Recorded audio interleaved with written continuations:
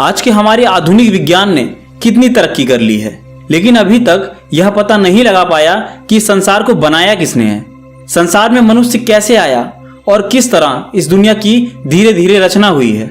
यह सवाल हमेशा से हमारे मन में आता रहा है। इसका उत्तर हमें कई धार्मिक पुस्तकें और हमारा आज का आधुनिक विज्ञान देने की कोशिश करता रहा है, लेकिन आखिर सच्चाई क्या है, चलिए जानते हैं इस वीडियो में। इस वीडियो में बताई गई जानकारी इंटरनेट के माध्यम से इकट्ठी की गई है। लाइमलाइट वर्ल्ड इन सब का समर्थन नहीं करता है। इस वीडियो का उद्देश्य किसी की धार्मिक भावनाओं को ठेस पहुंचाना नहीं है, बल्कि केवल आपको जानकारी देना है। अगर फिर भी किसी की धार्मिक भावनाएं आहत होती हैं तो लाइमलाइट वर्ल्ड उनसे माफी मांगता है। हिंदू मान्यताओं के अनुसार हमारे संसार को ईश्वर ने ही बनाया है, लेकिन एक युग के बाद किस तरह से मनुष्य जाति का जन्म हुआ और कैसे इस जाति ने धरती पर अपने रहन सहन का तरीका बनाया, यह एक अहम सवाल है। लेकिन वो कौन था जो मानव जाति को इस संसार में लाया? लेकिन इन सब बातों से ऊपर एक और सवाल यह है कि आखिरकार पहला मनुष्य कौन था, वो कहां से आया और उसे बनाने वाला यानी कि उसका रचयिता कौन था? उसका इस संसार में आना और किस समय पर आना, यह सभी कुछ ऐसे सवाल हैं जिनका जवाब हर मनुष्य जानना चाहता है, क्योंकि हमारा आधार केवल वही एक मनुष्य है जिसकी बदौलत इस विशाल जाति का जन्म हुआ। अगर हम हिंदू धर्म के पुराणों की बात माने तो सबसे पहले जन्म लेने वाला मनुष्य मनु था। लेकिन अगर हम बात करें पश्चिमी सभ्यता की, तो पश्चिमी सभ्यता के अनुसार एडम इस दुनिया में आने वाला पहला मानव था, जिसके बाद ही मनुष्य जाति का आरंभ हुआ। लेकिन इन्हें बनाने वाला कौन था, यह भी अब तक एक क्वेश्चन मार्क ही रहा है। एक पौराणिक कथा के अनुसार मनु की रचना स्वयं भगवान ब्रह्मा ने की थी। कहा जाता है कि मानव संसार की रचना के लिए भगवान ब्रह्मा द्वारा दो लोगों को बनाया गया था, एक पुरुष और एक स्त्री। मानव संसार को आगे बढ़ाने के लिए ब्रह्मा के लिए यह जरूरी था कि वे पुरुष के साथ स्त्री की भी रचना करें। भगवान ब्रह्मा द्वारा बनाए गए पुरुष थे मनु और स्त्री थी शतरूपा। आज हमारी सांसारिक दुनिया में जितने भी लोग मौजूद हैं, यह सभी मनु से उत्पन्न हुए हैं।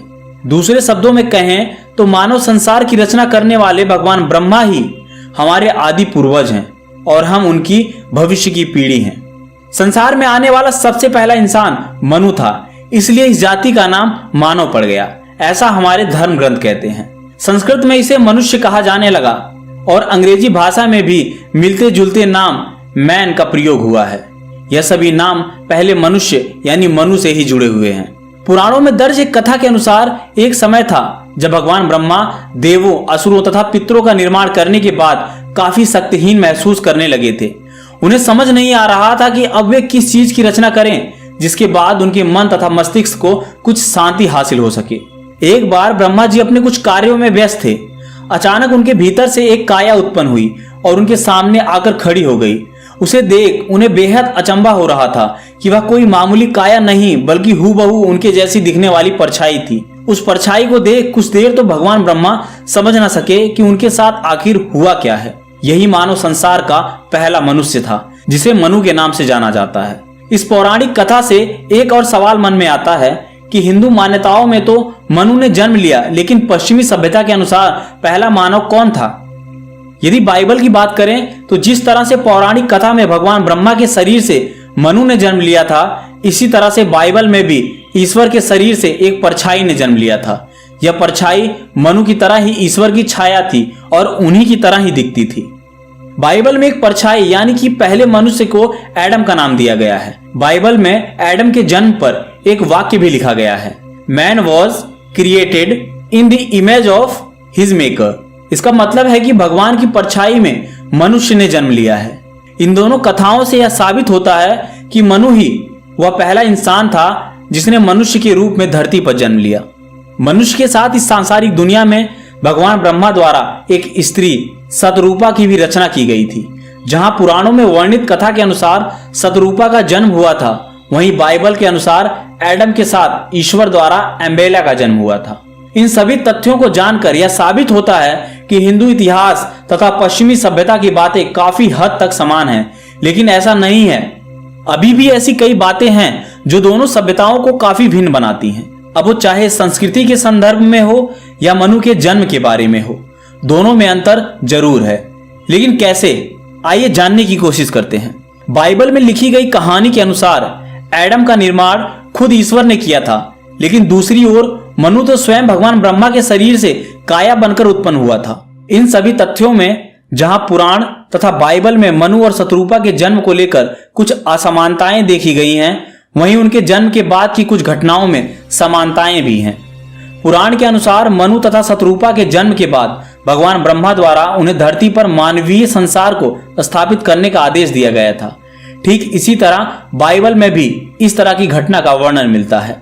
इसके साथ ही बाइबल में एडम के बिना किसी गर्भ द्वारा इस संसार में आने की बात पुराण के तथ्य से मिलती जुलती है।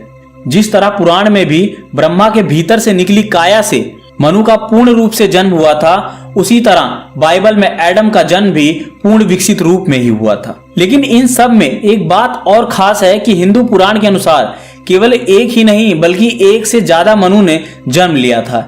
यदि आंकड़ों के हिसाब से कहें तो पुराण में दर्ज यह तथ्य बताते हैं कि उस समय एक नहीं 10 मनु ने जन्म लिया था। तो फिर हम कैसे कह सकते हैं कि पहला इंसान केवल मनु था?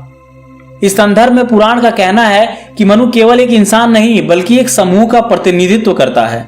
यानी कि मनु एक अकेला पुरुष नहीं बल्कि 10 लोगों का समूह था, जिनका जन्म एक ही उद्देश्य से होने की वजह से उन्हें मनु कहकर बुलाया जाने लगा। यह सभी मनु विभिन्न समय क्षेत्रों में अलग अलग स्थान पर उत्पन्न हुए, जिन्हें बाद में मनु का नामकरण प्राप्त हुआ। ये सभी पौराणिक तथ्य हमें मनु के जन्म से लेकर उनके विस्तार तक काफी रोचक तथा आश्चर्यजनक भावनाएं प्रदान करते हैं। यह तथ्य हमें मानव जाति का एक बड़ा इतिहास उपलब्ध कराते हैं, जिन्हें जानना वाकई बहुत रोचक है। तो इस बारे में आपकी अपनी राय क्या है? क्या इस संसार में आने वाला पहला मनुष्य मनु था या एडम? आप अपने जवाब नीचे कमेंट बॉक्स में लिख सकते हैं। आशा करता हूं आपको वीडियो पसंद आया होगा। पसंद आया है तो वीडियो को लाइक, चैनल को सब्सक्राइब और इस वीडियो को अपने दोस्तों के साथ शेयर करना ना भूलें। मिलता हूं किसी और वीडियो में किसी और नई जानकारी के साथ। तब तक के लिए नमस्कार।